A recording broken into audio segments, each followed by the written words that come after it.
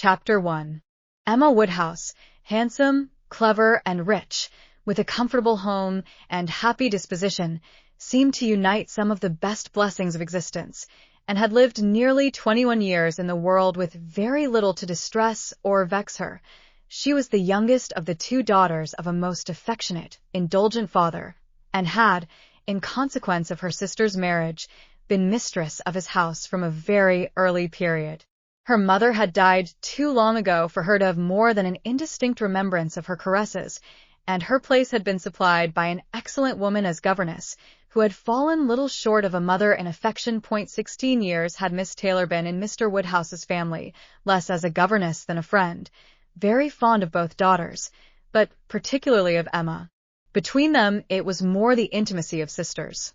Even before Miss Taylor had ceased to hold the nominal office of governess, the mildness of her temper had hardly allowed her to impose any restraint, and the shadow of authority being now long passed away, they had been living together as friend and friend, very mutually attached, and Emma doing just what she liked, highly esteeming Miss Taylor's judgment, but directed chiefly by her own. The real evils, indeed, of Emma's situation were the power of having rather too much her own way, and a disposition to think a little too well of herself. These were the disadvantages which threatened alloy to her many enjoyments. The danger, however, was at present so unperceived that they did not by any means rank as misfortunes with her. Sorrow came, a gentle sorrow, but not at all in the shape of any disagreeable consciousness. Miss Taylor married. It was Miss Taylor's loss which first brought grief. It was on the wedding day of this beloved friend that Emma first sat in mournful thought of any continuance. The wedding over, and the bride people gone, her father and herself were left to dine together, with no prospect of a third to cheer a long evening. Her father composed himself to sleep after dinner, as usual, and she had then only to sit and think of what she had lost. The event had every promise of happiness for her friend. Mr. Weston was a man of unexceptionable character, easy fortune, suitable age, and pleasant manners, and there was some satisfaction in considering with what self-denying, generous friendship she had always wished and promoted the match, but it was a black morning's work for her. The want of Miss Taylor would be felt every hour of every day. She recalled her past kindness, the affection of 16 years, how she had taught and how she had played with her from 5 years old, how she had devoted all her powers to attach and amuse her in health, and how nursed her through the various illnesses of childhood. A large debt of gratitude was owing here, but the intercourse of the last 7 years, the equal footing and perfect unreserve which had soon followed Isabella's marriage, on their being left to each other, was yet a dearer, tenderer recollection.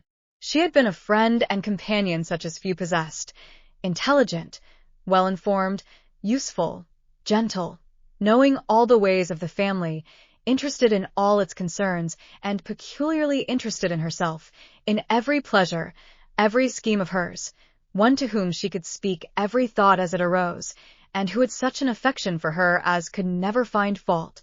How was she to bear the change? It was true that her friend was going only half a mile from them, but Emma was aware that great must be the difference between a Mrs. Weston, only half a mile from them, and a Miss Taylor in the house, and with all her advantages, natural and domestic, she was now in great danger of suffering from intellectual solitude. She dearly loved her father, but he was no companion for her. He could not meet her in conversation, rational or playful. The evil of the actual disparity in their ages, and Mr. Woodhouse had not married early, was much increased by his constitution and habits, for having been a valetudinarian all his life, without activity of mind or body, he was a much older man in ways than in years, and though everywhere beloved for the friendliness of his heart and his amiable temper, his talents could not have recommended him at any time. Her sister, though comparatively but little removed by matrimony, being settled in London, only 16 miles off, was much beyond her daily reach, and many a long October and November evening must be struggled through at Hartfield, before Christmas brought the next visit from Isabella and her husband and their little children, to fill the house and give her pleasant society again. Highbury, the large and populous village, almost amounting to a town, to which Hartfield, in spite of its separate lawn and shrubberies and name, did really belong, afforded her no equals. The Woodhouses were first in consequence there. All looked up to them. She had many acquaintances in the place, for her father was universally civil, but not one among them who could be accepted in lieu of Miss Taylor for even half a day. It was a melancholy change, and Emma could not but sigh over it and wish for impossible things, till her father awoke and made it necessary to be cheerful. His spirits required support. He was a nervous man, easily depressed, fond of everybody that he was used to, and hating to part with them, hating change of every kind. Matrimony, as the origin of change, was always disagreeable, and he was by no means yet reconciled to his own daughter's marrying, nor could ever speak of her but with compassion, though it had been entirely a match of affection, when he was now obliged to part with Miss Taylor too, and from his habits of gentle selfishness, and of being never able to suppose that other people could feel differently from himself. He was very much disposed to think Miss Taylor had done as sad a thing for herself as for them, and would have been a great deal happier if she had spent all the rest of her life at Hartfield. Emma smiled and chatted as cheerfully as she could, to keep him from such thoughts, but when tea came, it was impossible for him not to say exactly as he had said at dinner, "Poor Miss Taylor, I wish she were here again. What a pity it is that Mr. Weston ever thought of her." "I cannot agree with you, Papa. You know I cannot. Mr. Weston is such a good-humored, pleasant, excellent man, that he thoroughly deserves a good wife, and you would not have had Miss Taylor live with us forever and bear all my odd humors, when she might have a house of her own." "A house of her own? But where is the advantage of a house of her own? This is 3 times as large, and you have never any odd humors, my dear. How often we shall be going to see them, and they coming to see us. We shall be always meeting. We must begin. We must go and pay wedding visit very soon." "My dear, how am I to get so far? Randalls is such a distance. I could not walk half so far." "No, Papa, nobody thought of your walking. We must go in the carriage, to be sure." "The carriage? But James will not like to put the horses to for such a little way. And where are the poor horses to be while we are paying our visit?" "They are to be put into Mr. Weston's stable, Papa. You know we have settled all that already. We talked it all over with Mr. Weston last night. And as for James, you may be very sure he will always like going to Randalls, because of his daughter's being housemaid there. I only doubt whether he will ever take us anywhere else." "That was your doing, Papa. You got Hannah that good place." "Nobody thought of Hannah till you mentioned her. James is so obliged to you. I am very glad I did think of her. It was very lucky, for I would not have had poor James think himself slighted upon any account, and I am sure she will make a very good servant. She is a civil, pretty-spoken girl. I have a great opinion of her.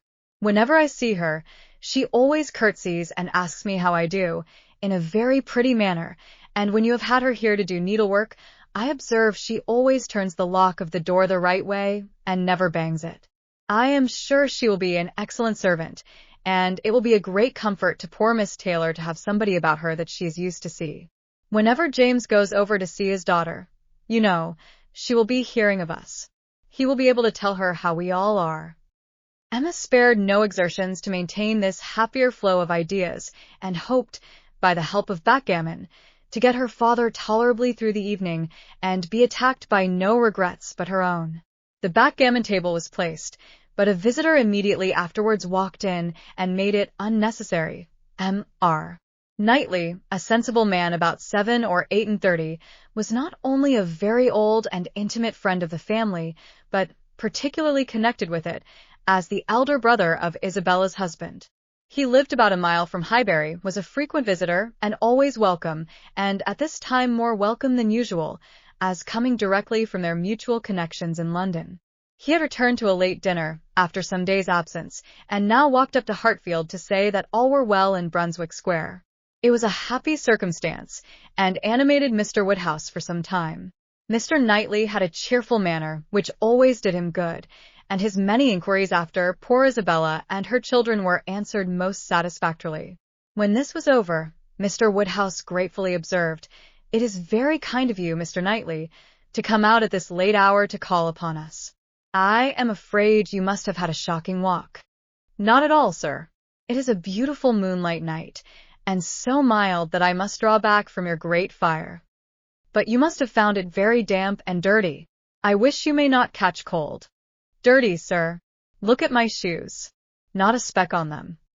"Well, that is quite surprising, for we have had a vast deal of rain here. It rained dreadfully hard for half an hour while we were at breakfast. I wanted them to put off the wedding. By the by, I have not wished you joy. Being pretty well aware of what sort of joy you must both be feeling, I have been in no hurry with my congratulations, but I hope it all went off tolerably well. How did you all behave? Who cried most?" "Ah, poor Miss Taylor. 'Tis a sad business." "Poor Mr. and Miss Woodhouse, if you please, but I cannot possibly say poor Miss Taylor. I have a great regard for you and Emma, but when it comes to the question of dependence or independence, at any rate, it must be better to have only one to please than two, especially when one of those two is such a fanciful, troublesome creature," said Emma playfully. "That is what you have in your head, I know, and what you would certainly say if my father were not by." "I believe it is very true, my dear, indeed," said Mr. Woodhouse with a sigh. "I am afraid I am sometimes very fanciful and troublesome." "My dearest papa, you do not think I could mean you, or suppose Mr. Knightley to mean you? What a horrible idea!" "Oh, no, I meant only myself. Mr. Knightley loves to find fault with me, in a joke. It is all a joke. We always say what we like to one another." Mr. Knightley, in fact, was one of the few people who could see faults in Emma Woodhouse, and the only one who ever told her of them, and though this was not particularly agreeable to Emma herself, she knew it would be so much less so to her father, that she would not have him really suspect such a circumstance as her not being thought perfect by everybody. "Emma knows I never flatter her," said Mr. Knightley, "but I meant no reflection on anybody. Miss Taylor has been used to have two persons to please. She will now have but one. The chances are that she must be a gainer." "Well," said Emma, willing to let it pass, "you want to hear about the wedding, and I shall be happy to tell you, for we all behaved charmingly. Everybody was punctual, everybody in their best looks. Not a tear, and hardly a long face to be seen. Oh no, we all felt that we were going to be only half a mile apart, and were sure of meeting every day." "Dear Emma bears everything so well," said her father. "But, Mr. Knightley, she is really very sorry to lose poor Miss Taylor, and I am sure she will miss her more than she thinks for." Emma turned away her head, divided between tears and smiles. "It is impossible that Emma should not miss such a companion," said Mr. Knightley. "We should not like her so well as we do, sir, if we could suppose it, but she knows how much the marriage is to Miss Taylor's advantage. She knows how very acceptable it must be, at Miss Taylor's time of life, to be settled in a home of her own, and how important to her to be secure of a comfortable provision, and therefore cannot allow herself to feel so much pain as pleasure. Every friend of Miss Taylor must be glad to have her so happily married." "And you have forgotten one matter of joy to me," said Emma, "and a very considerable one, that I made the match myself. I made the match, for years ago, and to have it take place and be proved in the right, when so many people said Mr. Weston would never marry again, may comfort me for anything." Mr. Knightley shook his head at her. Her father fondly replied, "Ah, my dear, I wish you would not make matches and foretell things, for whatever you say always comes to pass. Pray do not make any more matches." "I promise you to make none for myself, papa, but I must, indeed, for other people. It is the greatest amusement in the world. And after such success, everybody said that Mr. Weston would never marry again." "Oh, dear, no." Mr. Weston, who had been a widower so long, and who seemed so perfectly comfortable without a wife, so constantly occupied either in his business in town or among his friends here, always acceptable wherever he went, always cheerful. Mr. Weston need not spend a single evening in the year alone if he did not like it. Oh no, Mr. Weston certainly would never marry again. Some people even talked of a promise to his wife on her deathbed, and others of the son, and the uncle not letting him. All manner of solemn nonsense was talked on the subject, but I believed none of it. Ever since the day, about 4 years ago, that Miss Taylor and I met with him in Broadway Lane, when, because it began to drizzle, he darted away with so much gallantry and borrowed 2 umbrellas for us from Farmer Mitchell's, I made up my mind on the subject.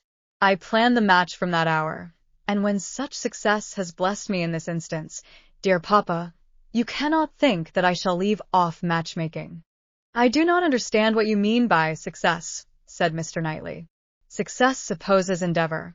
Your time has been properly and delicately spent, if you have been endeavoring for the last 4 years to bring about this marriage. A worthy employment for a young lady's mind.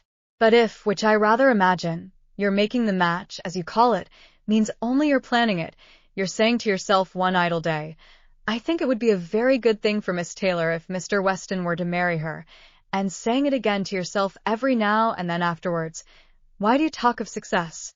Where is your merit? What are you proud of? You made a lucky guess, and that is all that can be said. And have you never known the pleasure and triumph of a lucky guess? I pity you. I thought you clever, for, depend upon it, a lucky guess is never merely luck. There is always some talent in it. And as to my poor word success, which you quarrel with, I do not know that I am so entirely without any claim to it. You have drawn 2 pretty pictures, but I think there may be a third, a something between the do-nothing and the do-all. If I had not promoted Mr. Weston's visits here and given many little encouragements and smoothed many little matters, it might not have come to anything after all. I think you must know Hartfield enough to comprehend that. A straightforward, open-hearted man like Weston and a rational, unaffected woman like Miss Taylor may be safely left to manage their own concerns. You are more likely to have done harm to yourself than good to them by interference. Emma never thinks of herself if she can do good to others, rejoined Mr. Woodhouse, understanding but in part. But, my dear, pray do not make any more matches. They are silly things, and break up one's family circle grievously. Only one more, Papa. Only for Mr. Elton. Poor Mr. Elton. You like Mr. Elton, Papa? I must look about for a wife for him. There is nobody in Highbury who deserves him, and he has been here a whole year, and has fitted up his house so comfortably that it would be a shame to have him single any longer, and I thought when he was joining their hands today, he looked so very much as if he would like to have the same kind office done for him. I think very well of Mr. Elton, and this is the only way I have of doing him a service. Mr. Elton is a very pretty young man, to be sure, and a very good young man, and I have a great regard for him. But if you want to shew him any attention, my dear, ask him to come and dine with us some day. That will be a much better thing. I dare say Mr. Knightley will be so kind as to meet him. With a great deal of pleasure, sir, at any time, said Mr. Knightley, laughing, and I agree with you entirely that it will be a much better thing. Invite him to dinner, Emma, and help him to the best of the fish and the chicken, but leave him to choose his own wife. Depend upon it, a man of 6 or 27 can take care of himself.